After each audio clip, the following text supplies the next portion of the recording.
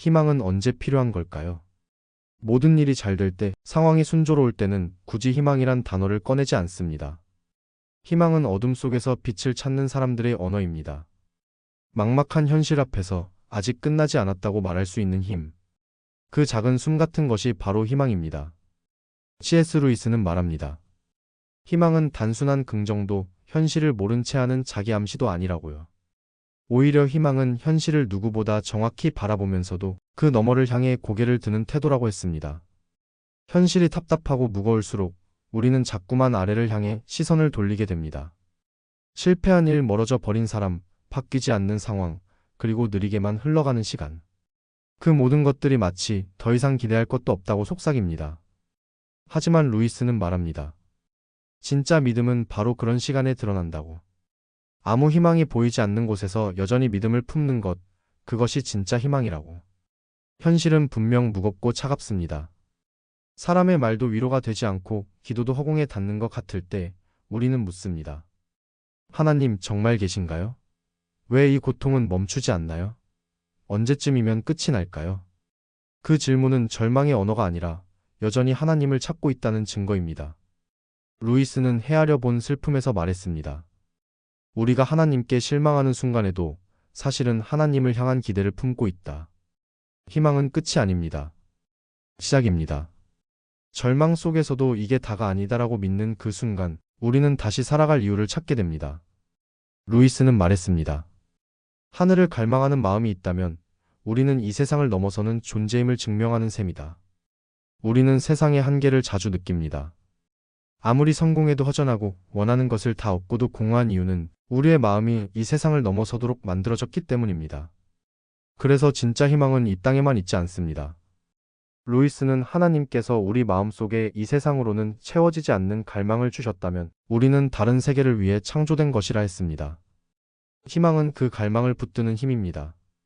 언젠가 모든 눈물이 닦이고 모든 상처가 회복되며 모든 어그러짐이 바르게 될 그날을 믿는 것. 그것이 우리가 매일 숨을 쉴 수 있는 이유입니다. 삶은 생각보다 길고 때로 너무도 고요하고 무기력합니다. 아무 일도 일어나지 않는 하루, 같은 일상의 반복 속에서도 우리는 희망을 배웁니다. 오늘 다시 일어난 당신, 그 자체가 희망의 증거입니다. 루이스는 희망을 훈련이라 했습니다. 고난 속에서 인내하고 실패 속에서 배우고 기다림 속에서 자라나는 것이 희망이라고요. 희망은 감정이 아닙니다. 선택이고 연습입니다. 기대가 꺾여도 다시 바라보는 것, 그게 희망입니다. 루이스는 고통은 하나님께서 영혼에 써주시는 메시지라고 했습니다. 고통의 시간은 하나님이 멀어진 순간이 아니라 오히려 더 가까이 다가오시는 시간입니다. 침묵처럼 느껴져도 그 안에 하나님의 마음이 흐르고 있습니다. 우리가 모든 것을 이해하지 못하더라도 하나님은 모든 것을 알고 계십니다. 희망은 그 신뢰 위에 세워집니다. 나는 몰라도 하나님은 아신다. 그 말이 위로가 된다면 이미 당신은 희망의 길 위에 서 있습니다. 루이스는 말합니다. 이 땅의 모든 실망은 우리 안에 소망이 틀린 것이 아니라 소망의 방향이 잘못됐다는 것을 알려준다. 세상이 우리를 채워주지 못할 때 우리는 하늘을 바라보게 됩니다. 지금 당신이 느끼는 부족함은 오히려 하나님의 부르심일 수 있습니다. 이곳이 끝이 아니다. 나를 바라보아라. 그렇게 희망은 현실의 끝에서 시작됩니다. 두려운 마음이 들 때 그 안에 있는 작은 소망을 붙들어 보세요. 아무것도 할 수 없을 것 같은 날, 단 한 걸음만 내딛어 보세요. 희망은 거창한 것이 아닙니다. 무너지지 않고 버티는 그 하루, 조용히 기도하며 견뎌낸 그 밤, 그것이 바로 희망입니다.